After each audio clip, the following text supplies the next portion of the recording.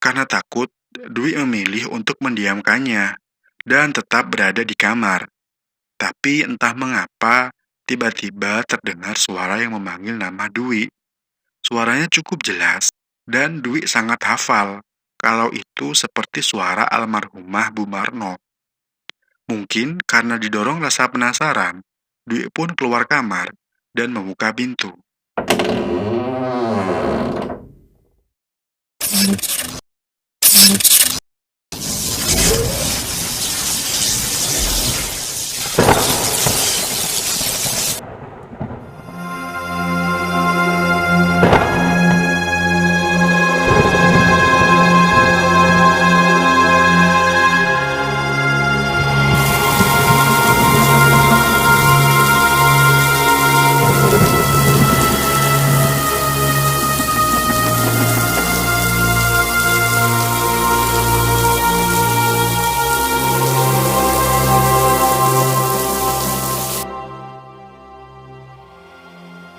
Assalamualaikum warahmatullahi wabarakatuh. Selamat malam semuanya, selamat pagi, dan selamat siang juga untuk kalian pendengar cerita horor siang-siang. Gimana kabarnya? Semoga selalu sehat, diberikan rezeki yang lapang, dan dijauhkan dari segala masalah dan musibah. Amin. Kembali bersama saya Indra di Lepas Tengah Malam, sebuah channel yang membahas serta menceritakan kejadian mistis dan cerita horor yang berdasarkan cerita nyata. Cerita yang saya baca kali ini berasal dari Mbak Ica Nisa, dari salah satu postingannya di Facebook, menceritakan tentang pengalaman salah seorang temannya di kosannya terdahulu. Cerita dengan judul Arwah Bu Marno Keliling Meneror Warga.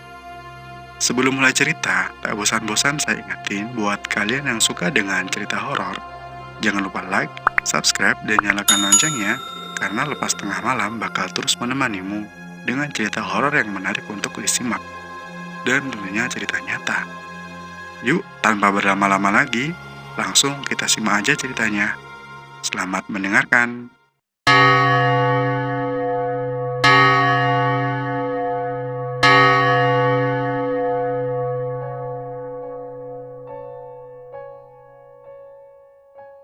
Arwah Bu Marno Keliling Kampung Meneror Warga. Narasumber Dwi, penulis Ica Nisa. Narasumber yang menceritakan kisah ini bernama Dwi. Kisah ini terjadi sekitar tahun 2000-an akhir. Lebih tepatnya saat awal Dwi datang ke Jogja untuk kuliah di sana. Dwi mengambil tempat kos di Jogja yang lokasinya hanya 5 menit dari arah Malioboro. Untuk saat ini mungkin lokasi sudah banyak berubah, karena tempat kos Dwi sendiri sekarang sudah menjadi sebuah hotel.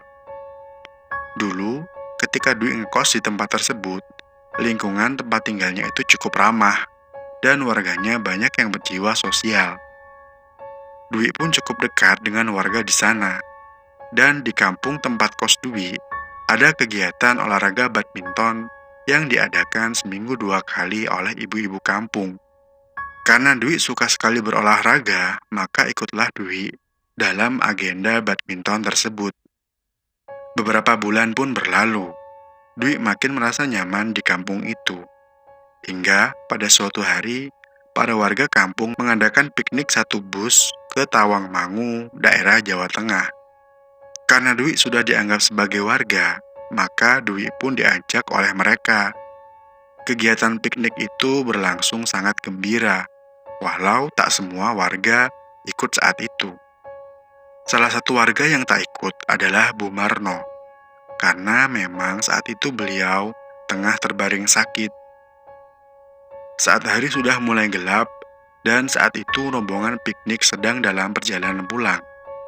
Mendadak, di bus semua warga mendapatkan kabar yang mengejutkan. Mereka mendapat kabar kalau Bu Marno tengah kritis dan dilarikan ke rumah sakit. Kebetulan saudara beliau ikut dalam rombongan bis dan mendapatkan kabar dari saudaranya yang mengantar Bu Marno. Sewaktu Dwi mendengar saudaranya Bu Marno diberi kabar melalui telepon, entah kenapa Dwi seperti mendapat firasat kalau nyawa Bu Marno tak dapat diselamatkan. Dan ternyata benar, Sesampainya Dwi dan warga lainnya di kampung, tersiar kabar kalau Bu Marno sudah meninggal dunia. Tentunya warga kampung pun sangat berduka dan segera menyiapkan prosesi untuk pemakaman beliau keesokan paginya. Dan pada akhirnya pemakaman Bu Marno pun berjalan lancar. Sebagai warga baru, Dwi ikut melayat, namun sebuah kejadian demi kejadian mistis pun dimulai dari sini. Dwi merasa ketika almarhumah selesai dimakamkan, suasana kampung menjadi sedikit berbeda. Dia merasa saat dia masuk kampung, suasananya sangat sejuk, tapi bulu kuduknya merinding. Tapi ya sudahlah, Dwi memilih untuk tak menghiraukan hal itu. Beberapa hari kemudian, Dwi yang tengah bersantai di depan kosan, tiba-tiba dikejutkan oleh kabar dari ibu-ibu kampung yang tengah berkumpul sambil ngobrol. Awalnya, Dwi hanya mencoba untuk bergabung ke dalam kerumunan ibu-ibu itu. Namun, di situ Dwi sangat terkejut karena mendengar salah satu ibu bercerita kalau Bu Marno masih bergentayangan.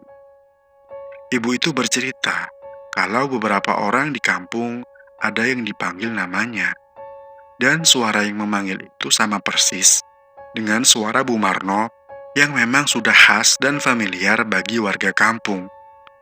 Tak hanya itu, beberapa warga juga mengaku kalau di tengah malam ada yang mengetuk pintu rumah mereka. Tapi ketika pintu dibuka, tak ada siapa-siapa di sana.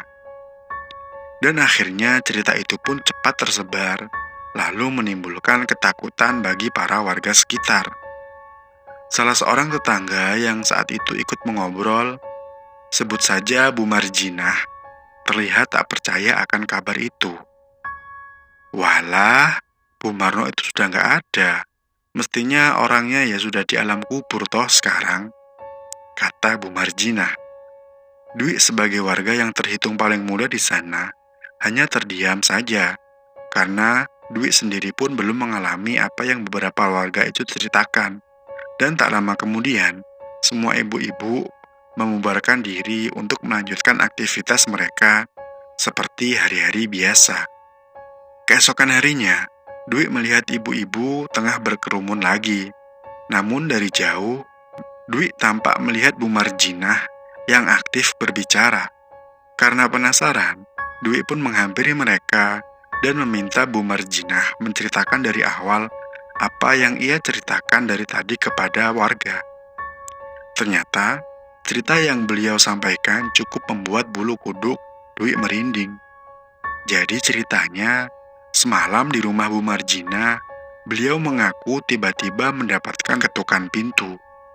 Beliau pun bersama suaminya membuka pintu.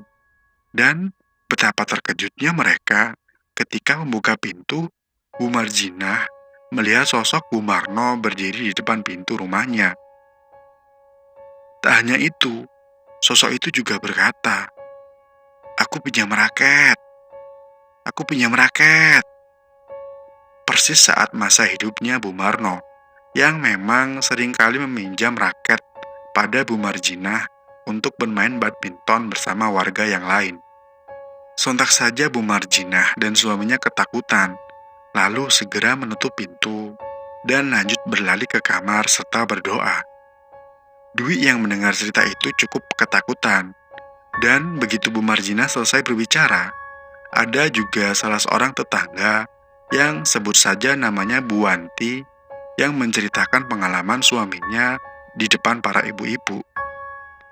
Jadi ceritanya, beberapa malam yang lalu, suami Bu Wanti tengah tertidur di pos ronda saat sedang piket ronda. Tertidurnya pun sendirian.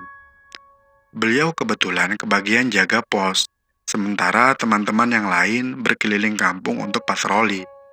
Saat tengah tertidur, suami Bu Wanti merasa ada yang menggoyang-goyangkan kakinya, layaknya orang yang membangunkan tidur.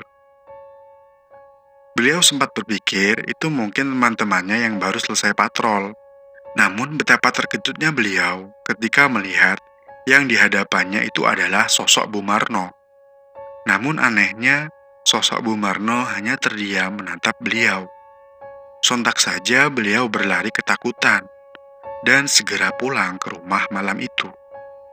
Akhirnya, Dwi beserta ibu-ibu kampung pun membubarkan diri karena dirasa obrolan mereka sudah selesai. Lalu melanjutkan aktivitas masing-masing seperti biasa. Di dalam hati, Dwi ada rasa percaya tak percaya mendengar cerita para ibu-ibu tersebut. Namun, Dwi juga yakin tiap manusia memiliki sosok pendamping atau yang biasa disebut korin, yang mana akan menyerupai sifat-sifat manusia yang ia dampingi bahkan saat manusia itu meninggal. Malam berikutnya, ternyata tibalah giliran Dwi yang didatangi oleh sosok Bumarno. Kejadiannya saat malam hari, Dwi tengah tertidur pulas. Tiba-tiba terdengar suara ketukan pintu di rumah kosnya. Karena takut, Dwi memilih untuk mendiamkannya dan tetap berada di kamar. Tapi entah mengapa, tiba-tiba terdengar suara yang memanggil nama Dwi. Suaranya cukup jelas dan Dwi sangat hafal kalau itu seperti suara almarhumah Bumarno. Mungkin karena didorong rasa penasaran, Dwi pun keluar kamar dan membuka pintu. Dan benar saja, dari kejauhan tampak sosok seperti Bumarno berdiri di sudut gang. Sosok itu tampak terlihat jelas di pojok gang, yang cukup terlihat dari depan pelataran tempat kos Dwi. Walaupun jaraknya jauh, tapi Dwi bisa mendengar sosok itu berkata dengan jelas, "Masih ada yang mengganjal. Masih ada yang mengganjal." Entah mengapa, rasa takut Dwi tiba-tiba berubah menjadi rasa iba. Karena didorong oleh rasa penasaran, Dwi pun berlari menghampiri sosok itu. Namun, sosok itu justru melayang ke arah gang. Dwi pun mengejar sampai ke sisi gang lain yang gelap. Namun di situ, Dwi terkejut setengah mati ketika melihat di sudut gang yang tampak adalah sosok ular berkepala manusia. Namun sekilas wajahnya bukanlah wajah dari almarhumah Bumarno. Sosok itu tampak menyeringai ke arah Dwi. Dwi yang kaget dan ketakutan pun segera menghentikan niatnya mengikuti sosok itu. Dwi berbalik lari masuk ke dalam kos dan langsung masuk ke dalam kamar. Di dalam kamar, Dwi masih mendengar suara panggilan yang sangat mirip dengan suara Bumarno semasa beliau masih hidup. Berkali-kali, suara itu mengatakan kalau ada hal yang masih mengganjal. Di situ, Dwi mencoba bertanya balik ke arah suara itu, tapi suara itu tak menjawab. Dan Dwi pun tak tahu hal apa yang dimaksud dari kata masih mengganjal.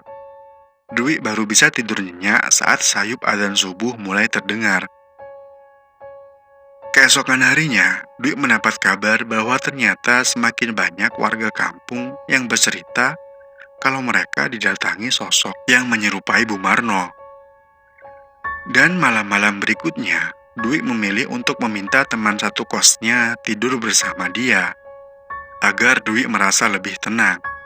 Tapi, suara-suara panggilan tetap terdengar dalam beberapa malam berikutnya. Dan sama seperti sebelumnya, suara itu tak menjelaskan hal apa yang masih mengganjal. Hingga pada suatu hari, warga kampung yang resah segera berkumpul bersama dengan para pengurus kampung untuk membahas hal ini. Dan kebetulan, ada sesepuh di kampung yang juga merupakan abdi dalam dari Keraton Yogyakarta. Pengurus kampung memutuskan untuk mengambil tindakan karena banyak warga yang resah merasa dihantui oleh sosok yang menyerupai Bumarno. Gangguan juga bermacam-macam, tapi yang paling sering adalah suara-suara panggilan serta sosok itu mengetuk pintu di malam hari untuk meminjam raket kepada beberapa warga. Dwi agak lupa apa yang warga kampung bicarakan sebagai solusi detailnya. Tapi yang jelas, setelah itu para pengurus dan sesepuh kampung segera mendatangi rumah almarhumah Bumarno. Mereka terkejut karena anak dari Bumarno ternyata sudah mengungsikan diri beserta keluarganya dari rumah itu. Saat Bumarno masih hidup, anaknya itu tinggal menempati rumah Bumarno sekaligus merawat Bumarno. Warga pun berinisiatif untuk menghubungi anak Bumarno. Setelah dihubungi, warga meminta bertemu kepada sang anak.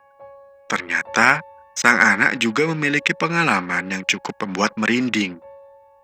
Oh iya, sekedar info, keluarga Bumarno ini sebenarnya masih menganut tradisi kejawen yang cukup kental, di mana pada waktu-waktu tertentu, mereka membuat sesajen untuk diletakkan di sudut-sudut rumah.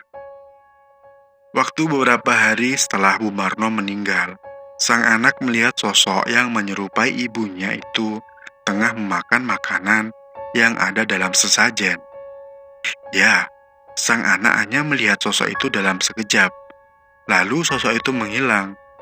Tapi sajen itu memang terlihat berantakan, seperti habis dimakan oleh seseorang.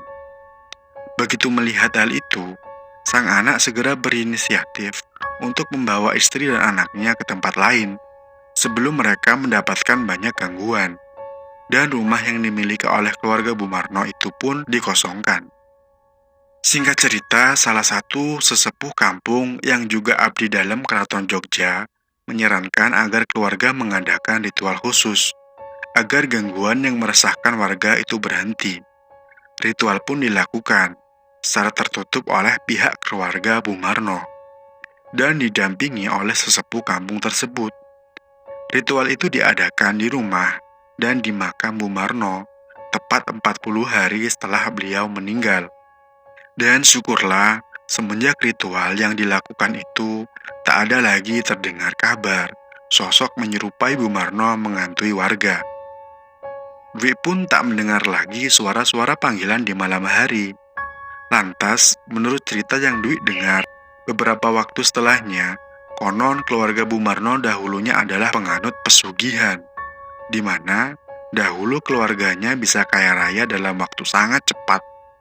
Namun secara mendadak pula, pada sewaktu-waktu mereka jatuh miskin.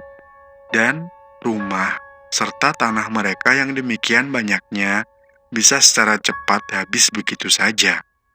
Begitu yang Dwi dengar dari obrolan warga sekitar. Selesai.